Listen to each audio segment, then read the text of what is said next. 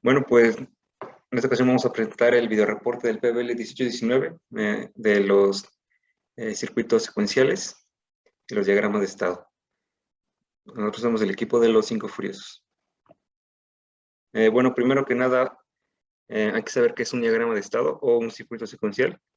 Bueno, pues un diagrama de estado es la representación pictórica del circuito secuencial. Este muestra la transición de estados de presente al siguiente estado, que sería la salida correspondiente de su entrada. Como por ejemplo en este diagrama, cada estado está representado por un círculo, que aquí lo podemos ver, con unos, ceros, las flechas y adentro están los estados. Bueno, ¿cuál es un ejemplo o aplicación en el estado o diagrama del circuito secuencial? El primer ejemplo sería un flip-flop, que pues este es el que genera una salida basada en las entradas ya antes dadas, que hace que la salida cambie en intervalos y no periódicamente. El flip-flop es un dispositivo que es de sensibilidad. Y el flip-flop SR es la combinación de las compuertas NAND y un enable input. Y el output se genera solo cuando el enable input está en el modo IE, cuando E es igual a 1, mientras que cuando E es igual a 0 no hay cambio en la salida.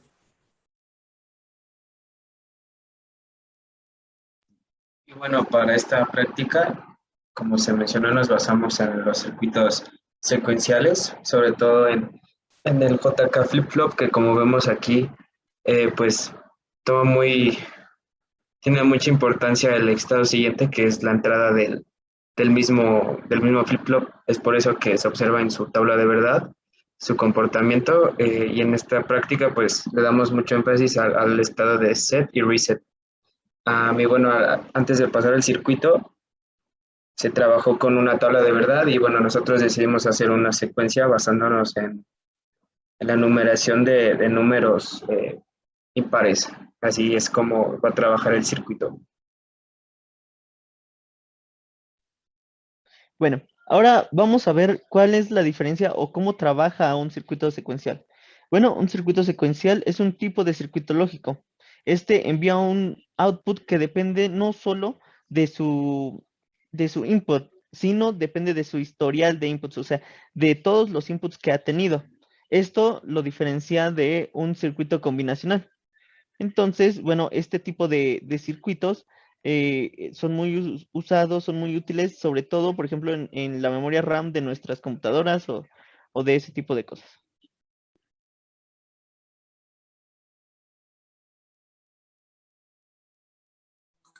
Bueno, esa es la lógica, es la demostración de cómo se supone debe de avanzar el circuito, partiendo del 2, luego el 3, el 5, el 7, el 11, 13 y el 1.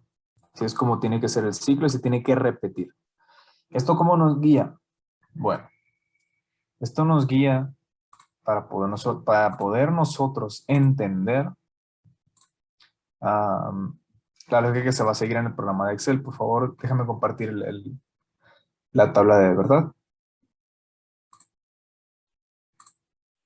Como les decía, dijimos nosotros que teníamos empezamos con el 2, luego el 3, luego el 5, el 7, el 11, el 13 y el 1. ¿Eso qué quiere decir? Del número 1, nosotros sabemos que seguía el 2. Del número 2 sabemos que seguía el 3.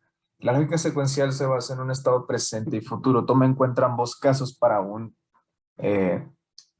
circuito integrado JK flip-flop. Aquí está lo que se debe de poner dependiendo la condición.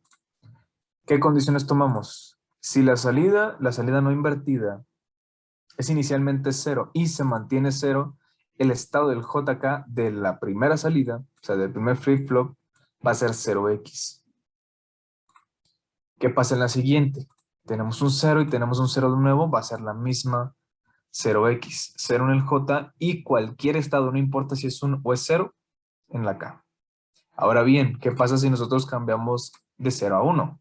Ahora tenemos que tener un 1 en el J y cualquiera en la K. ¿Qué pasa si tenemos un 1, un 0 y un 0? Tenemos que tener cualquiera en el J y un 1 en la K. Esto siguiendo la lógica de cómo es que cambian los estados en el flip-flop, que siendo el 0,0 el estado de memoria, que no se va a mover la salida independientemente de lo que le pongas, y un set, bueno, es siendo un 0 aquí cambiando a 1, que sería un set, poniéndole un 1 al J y cualquiera acá, y un reset, convirtiendo la 0, poniéndole un 1 en la K. Así es como va la lógica, porque no importa lo que le vayas a cambiar en el J acá, va a tener un 1. Ambos sabemos que si tienen un 1 y un 1, va a ser un toggle que va a empezar a parpadear entre el estado de set y reset o Q y Q invertida. Pero eso es un estado que no nos interesa y que no va a tener ningún, no nos va a afectar en esta lógica. Entonces nosotros sabemos que del 1 sigue el 2. Quiere decir que en el presente es el 1 y en el futuro es el 2. Aquí sabemos que el 2 ahora es el presente porque ya empezamos un nuevo ciclo. Ya nos centramos nos saltamos al presente ahora. Nos enfocamos en el 2 y ahí sigue el 3. Este 3 futuro se nos convierte en el nuevo presente. Y este presente nos dice que del 3 sigue el 5 y así sucesivamente.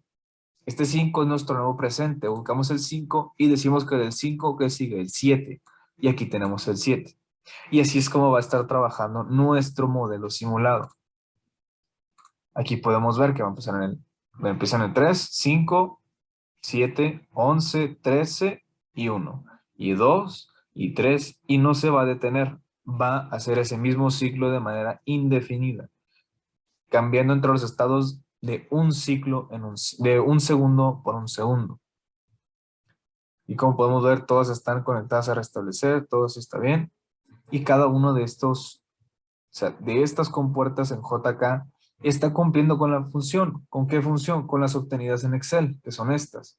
Para el J, para esta columna, tenemos la función de Q y no invertida con Q invertida 1, que en este caso sería coser Q1, más la combinación de Q1 y Q2.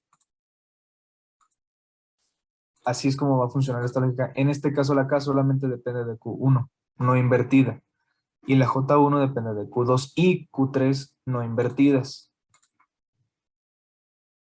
Así es como nosotros entendemos la lógica. Y aquí están los mapas de Karnaugh diseñados para cada una de las compuertas. Lo más primordial en un mapa de Karnaugh de este tipo es encerrar los que tengan 1.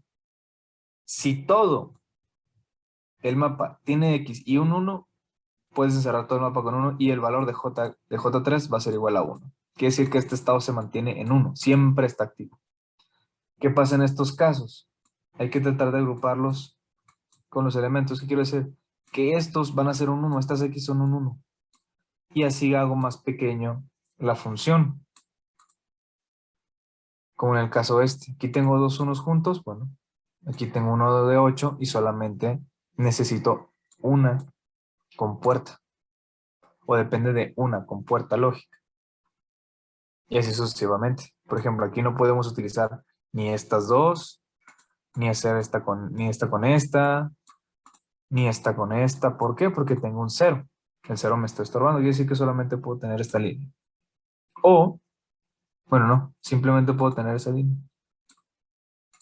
Así nada más. Entonces, esa es la lógica que se sigue para poder armar un mapa bueno, para poder armar un circuito que depende tanto de un estado presente como de un estado futuro. Y aquí está la lógica implementada, el circuito no se detiene, cada un segundo va cambiando de estado, el 2, el 3, 5, el 7, el 11, el 13 y volvemos al 1. Y el 1 se vuelve al 2 y el 3. Y así sucesivamente se repite de manera indefinida.